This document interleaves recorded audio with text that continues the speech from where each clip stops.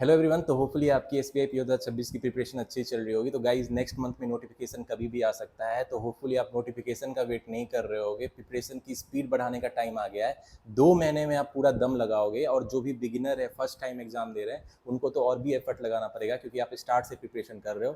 तो आज मैं आपको बताने वाला हूँ कि आज तक मैंने बैंकिंग के जितने भी प्रीलिम्स और मेन एग्जाम दिए हैं, सारे के सारे मैंने क्लियर किए हैं। तो पहले मैं बता दूं मैंने कौन कौन से एग्जाम दिए हैं। देखो, आईपीएस पीओ प्री और मेंस मैंने एक बार दिया है, दोनों बार क्लियर किया है। इसके अलावा मैंने एसबीआई पीओ थर्ड अटेम्प्ट में क्लियर करी है, पहले 2 बार में मैं इंटरव्यू तक पहुंचा हूँ। तो मेरा एसबीआई पीओ में रिकॉर्ड क्या है, मैंने 3 प्रीलिम्स दिया है, तीनों के तीनों प्रीलिम्स क्लियर किया है, और मेंस एग्जाम मैंने 3 बार दिया है, और 3 के 3 बार मैंने मेंस एग्जाम क्लियर किया है। इसके अलावा आप में से बहुत लोगों को पता नहीं होगा, मैंने आरआरबी पीओ प्री भी एक बार दिया था, और उसका भी प्री मैंने क्लियर किया था, लेकिन मेंस एग्जाम में नहीं दे पाया क्योंकि उस समय मेरी दूसरी जॉब लग गई थी। उस समय मैं असिस्टेंट प्रोफेसर की जॉब लग गई थी मुझे इंजीनियरिंग कॉलेज में पढ़ाने के लिए इन उत्तराखंड। तो मैं असिस्टेंट प्रोफेसर के जॉब में चला गया था, ठीक है, टीचिंग में चला गया था। तो मैं आरआरबी पीओ का मेंस तो नहीं दे पाया था, लेकिन मैंने प्रीलिम्स एक बार दिया था, और वो भी मैंने क्लियर करी। तो मैंने एक तरीके से कितने एग्जाम हो गए, मैंने मतलब टोटल 9 आउट ऑफ 9 प्रीलिम्स और मेंस मैंने क्लियर किए बैंकिंग एग्जामिनेशन में। तो आप लोग बहुत सोच रहे होगे आखिर मैंने कहाँ से पढ़ाई करी। आपको लग रहा होगा मैंने कौन से कोचिंग से पढ़ाई करी, कौन सा स्टडी मटेरियल ऐसा यूज किया कि मैंने एग्ज़ाम क्लियर कर लिया। तो मैं आपको बताना चाहता हूँ कि आज तक मैंने कोई भी कोचिंग की हेल्प नहीं ली, ऑनलाइन या ऑफलाइन। मैंने कोई भी कोचिंग नहीं किया, मैंने सेल्फ स्टडी से एग्ज़ाम क्लियर किया, ठीक है। और मैंने जो स्टडी मटेरियल, स्टडी रिसोर्सेज है, वो free study material resources use किए, जो भी इंटरनेट पे अवेलेबल है, ठीक है। तो मेरा जो क्या स्ट्रेटजी रहा कि मैंने 9 के 9 मतलब 100% रिकॉर्ड है प्रीलिम्स और मेंस एग्जामिनेशन में। तो वो सीक्रेट आपके साथ मैं शेयर करना चाहता हूँ, क्योंकि आप में से बहुत लोग जो बिगिनर हैं, उनको थोड़ा आइडिया नहीं है, स्ट्रेटजी पता नहीं चल रही है कि किस तरीके से पढ़ाई करें। बहुत लोगों ने कोई पैकेज ले लिया किसी कोचिंग इंस्टीट्यूट का, और उसमें दिन भर उलझे रहते हैं। तो आपको एक पता नहीं चल रहा है सही डायरेक्शन क्या है। तो होपफुली आज जो मैं वीडियो हूँ एंड तक देखोगे तो आपको थोड़ा डायरेक्शन का पता चल जाएगा। मैं अपनी स्ट्रेटजी शेयर कर रहा हूँ कि आखिर मेरा 100% रिकॉर्ड कैसे रहा है बैंकिंग एग्जामिनेशन में। तो फर्स्ट ऑफ ऑल ये मैं बता दूं कि मैंने आईपीएस पीओ कितना टाइम दिया था, ठीक है। मैंने 2-3 महीने टाइम दिया था आईपीएस पीओ को। नोटिफिकेशन के बाद आने के बाद मैंने सीरियसली पढ़ाई करी थी। और उस समय मैं असिस्टेंट प्रोफेसर के जॉब में था, टीचिंग जॉब में उत्तराखंड में। तो मैं जॉब के साथ पढ़ाई कर रहा था आईपीएस पीओ की।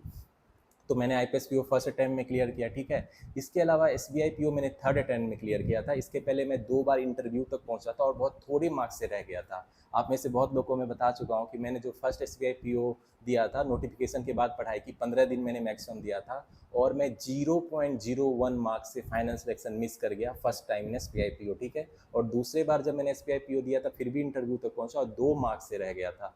तो फाइनली मैंने एसबीआई पीओ थर्ड अटैम्प्ट में क्लियर कर लिया। तो yes guys, failure is the part of the process. और मोस्टली मेरे जो टाइम था S P I P O, मैंने फर्स्ट टाइम 15 दिन दिया था, और दूसरा टाइम मैंने 2 महीने टाइम दिया था। दूसरा टाइम मैंने अच्छा टाइम दिया, और फिर थर्ड अटैम्प्ट में मैंने फिर 15 ही दिन दिया, क्योंकि उस समय मैं बैंक ऑफ इंडिया में पीओ लग चुका था आईपीएस पीओ से। तो मैं मेरे पास ज़्यादा टाइम नहीं था, क्योंकि बैंक ऑफ इंडिया में जो था बहुत हेक्टिक जॉब थी, और मैं मतलब ब्रांच से 8-9 बजे छूटता था, तो मुझे टाइम मैनेजमेंट करके स्टडी करनी पड़ती थी। तो S B I P O seriously मतलब नोटिफिकेशन के बाद ही मैंने पढ़ी थी। तो मेरा क्या तरीका था पढ़ने का, क्या मैंने स्ट्रेटजी यूज की कि जिससे मैंने सारे प्रीलिम्स और मेंस एग्जामिनेशन क्लियर किए, वो भी सेल्फ स्टडी से। मैंने सिर्फ मॉक्स बाय किया, बाकी मैंने फ्री मतलब study material, free resources use करके एग्जाम क्लियर किया। तो गाइस देखो, सबसे पहले मैंने क्या किया, सबसे पहले मैंने प्रीवियस ईयर क्वेश्चन देखे, क्योंकि ये आपको आइडिया देता है कि एग्ज़ाम का लेवल कैसा है। और आपको रिसेंट टाइम में एग्ज़ाम का बहुत पैटर्न चेंज होते रहता है। तो प्रीवियस ईयर क्वेश्चन देखोगे तो आपको आइडिया लगेगा एग्ज़ाम कैसा आता है। तो मैंने प्रीलिम्स का प्रीवियस ईयर देखा, मेंस का प्रीवियस ईयर देखा, डिस्क्रिप्टिव देखा कैसा आता है। तो मैंने सारे पेपर को देखे, उसके बाद मुझे आइडिया लगा एग्ज़ाम कैसा आता है, S B I P O, I P S P O, R R B P O, जो भी एग्ज़ाम है, ठीक है।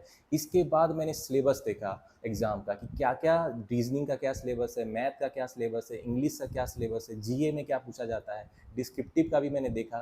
तो मैंने एक चीज़ पाया कि सारी बैंकिंग एग्जामिनेशन की सिलेबस कॉमन होती है, वो पीओ हो या क्लर्क हो। बेसिकली मतलब आरआरबी पीओ में आपको मतलब कंप्यूटर पूछा जाता है, या आरबीआई असिस्टेंट में। लेकिन मोस्टली प्रीलिम्स में आपको मैथ, रीजनिंग, इंग्लिश पूछी जाती है, और जो है मेंस में जीए ऐड हो जाता है, और किसी किसी एग्जाम में S B I P O, I P S P O में डिस्क्रिप्टिव पूछी जाती है, ठीक है।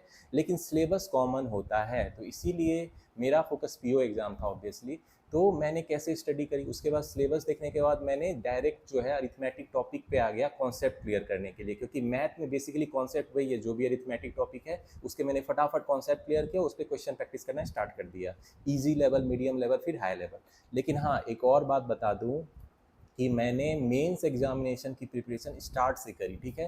तो बहुत लोग, मेरा ये भी सीक्रेट है एग्जाम क्लियर करने का कि मेंस लेवल की पढ़ाई मैंने स्टार्ट से करी, ठीक है। अब बहुत लोग कहते हैं कि अभी मैं प्री कर रहा हूँ, प्री क्लियर करने के बाद मेंस पढ़ूंगा या मेंस के लिए बाद में टाइम दूंगा। तो भाई प्री और मेंस के बीच में 1 महीने मैक्सिमम गैप होता है, और आजकल तो 20 दिन भी मतलब गैप रहती है, बहुत कम गैप रहता है। तो आपको टाइम नहीं मिलेगा, मेंस की प्रिपरेशन स्टार्ट से करनी होगी, ठीक है। जो भी क्वांट, रीजनिंग, इंग्लिश के high level new pattern question है वो स्टार्ट से सॉल्व करने पड़ेंगे। मेंस मॉक जो है, मैंने मेंस मॉक लगाना स्टार्ट से ही कर दिया था, क्योंकि मेंस मॉक बहुत चैलेंजिंग होता है। ऑब्वियसली स्टार्ट में आपके कम मार्क्स आते हैं मेंस में, खासकर अगर आप ओली बोर्ड, प्रैक्टिस मॉक, ये लोग मॉक में लेवल बहुत हाई रखते हैं, तो उसमें कम मार्क्स आने से कोई घबराने की बात नहीं है। उसको सबमिट करके मैं क्वेश्चन प्रैक्टिस करता था कि जो भी high level new pattern question है उसको प्रैक्टिस करता था, ठीक है। और मैं प्रीवियस ईयर क्वेश्चन पे ज़्यादा फोकस किया, उस पर ज़्यादा मैंने प्रैक्टिस की, क्योंकि वही बेसिकली एग्जाम लेवल आता है। और गाइज मैंने एक और बात देखी कि ये जो बहुत सारे चैनल है, इसके जो क्वेश्चन है ये फालतू के कम्प्लेक्स और मतलब कॉम्प्लिकेटेड क्वेश्चन पूछते हैं, लेकिन रियल एग्जाम में मैंने पाया क्वेश्चन कंसेप्चुअल होते हैं, कॉमन सेंस से बनने वाले होते हैं, बहुत ज़्यादा कैलकुलेटिव नहीं होते हैं। क्वेश्चन आपको दिखेंगे खतरनाक, लेकिन अगर आपके कॉन्सेप्ट क्लियर हैं, थोड़ा सा दिमाग लगाओ, स्टेप बाय स्टेप सॉल्व करो। तो मैंने मैथ में अच्छा स्कोर किया, SPI PO मेंस में भी, IPS PO मेंस में भी। मुझे याद है जब मैं IPS PO मेंस का एग्ज़ाम देके आ रहा था तो मैं बहुत कॉन्फिडेंट था, क्योंकि मैंने DI एक्यूरेसी के साथ सॉल्व किया। लेकिन मैं और बच्चों की बात सुन रहा था, वो बोल रहे थे यार मैथ इतना हार्ड पूछ रहा है आजकल, ये लोग बैंक एग्जामिनेशन को क्या बना दिए, कैट लेवल का पूछ रहे हैं। तो यही है, जो बच्चे प्रैक्टिस ही नहीं करके गए मैथ, तो उसको तो हार्ड लगेगा ही। आप में से भी बहुत लोग होंगे जो बोल रहे होंगे मेरी तो BA बैकग्राउंड है, BSc है, BCom है, मेरी तो मैथ स्ट्रांग नहीं है। तो मैं बोलना चाहता हूँ मैथ को कोई भी स्ट्रांग कर सकता है, ठीक है। मैं भी बता दूं मेरी इंग्लिश स्ट्रांग है, लेकिन मैं हिंदी बैकग्राउंड का स्टूडेंट रहा हूँ, ठीक है। फ्रॉम 10th तक मैंने हिंदी मीडियम में पढ़ाई करी, इंटर भी मैंने हिंदी मीडियम से ही करी। लेकिन इंग्लिश मुझे लगा ग्लोबल लैंग्वेज है, तो उस पर मैंने स्टार्ट से ही वर्क करी, ठीक है। मैंने रीडिंग, राइटिंग और स्पीकिंग में मेहनत किया, ठीक है। ग्रामर पे मेहनत किया, मैंने न्यूज़पेपर पढ़ा, मैंने वीडियोज़ देखा सबटाइटल के साथ, और मैंने सीखने की कोशिश की। तो प्लीज़ बहाना मत करो कि आपकी बैकग्राउंड कुछ है तो आप कोई सब्जेक्ट स्ट्रांग नहीं कर सकते हो। कोई भी कोई सब्जेक्ट स्ट्रॉन्ग कर सकता है, बस आपकी मेंटेलिटी होनी चाहिए, हार्ड वर्क, एफर्ट लगाना चाहिए। और सही डायरेक्शन देने के लिए तो मैं हूँ ही, मैं आपको गाइड करता हूँ कि किस तरह पढ़ाई करनी चाहिए आपको, तो उसके लिए कोई दिक्कत नहीं है, बस आपको अपने एंड से एफर्ट लगाना होगा। तो मैंने क्या किया, मॉक्स जो था मेंस के मॉक लगाता था, और question new level high pattern question solve करता था।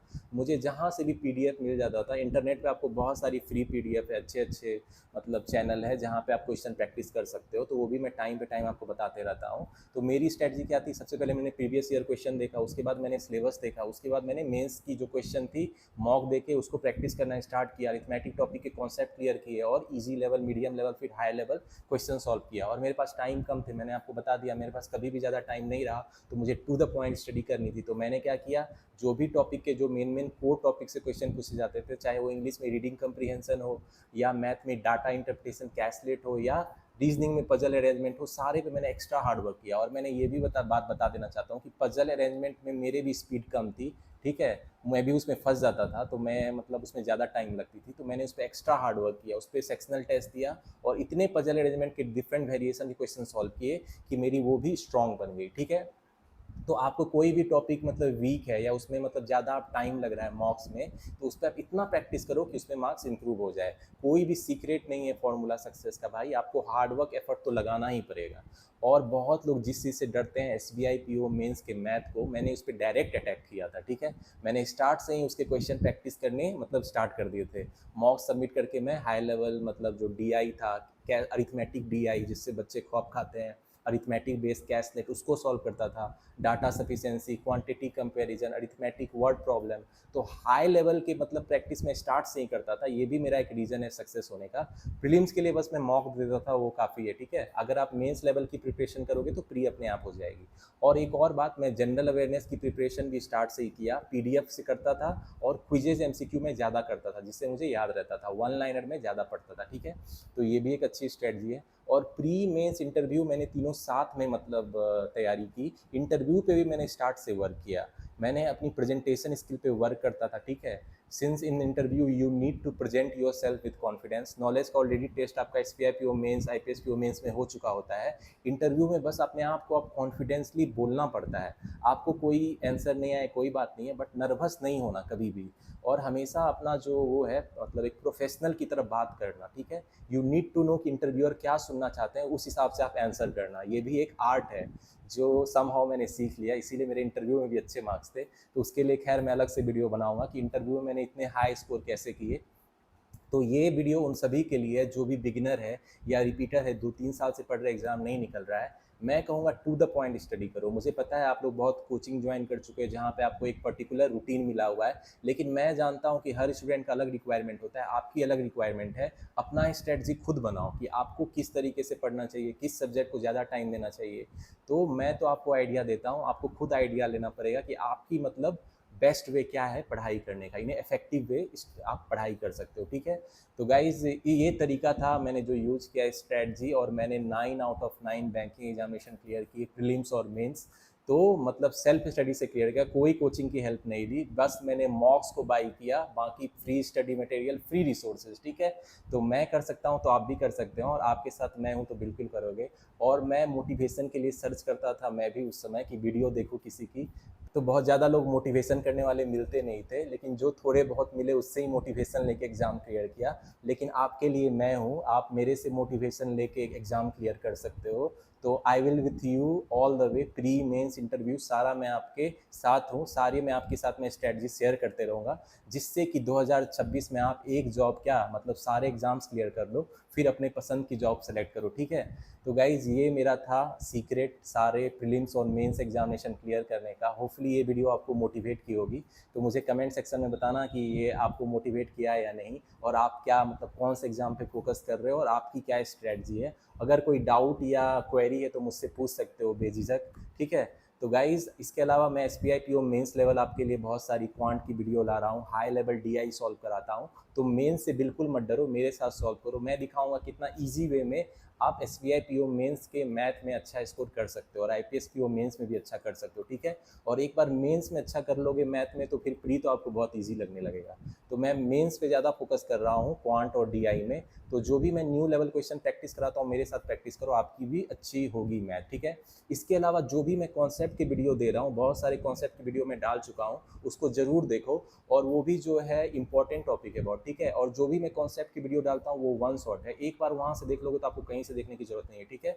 और मैंने थोड़ा एक्स्ट्रा ही कॉन्सेप्ट बता दिया है कि आपको कम नहीं पड़े। इसके अलावा मैंने आपको न्यू पैटर्न क्वेश्चन भी प्रैक्टिस कराऊँ जो आजकल बैंकिंग एग्जामिनेशन प्री मेंस में पूछे जाते हैं गाइस, ठीक है। तो मेरे साथ मैथ प्रैक्टिस करते रहो, मैथ के मेंस और प्री दोनों में आपके अच्छे स्कोर आएंगे ही आएंगे। इसके अलावा मैं आपको प्री मेंस की स्ट्रेटजी शेयर करते रहूँगा, और भी जो इंटरव्यू है डिस्क्रिप्टिव है इसके लिए भी मैं स्ट्रेटजी शेयर करते रहूँगा फ्रॉम टाइम टू टाइम। तो yes guys, hopefully this video motivated you. तो see you in the next video, till the time keep studying, keep preparing and keep enjoying.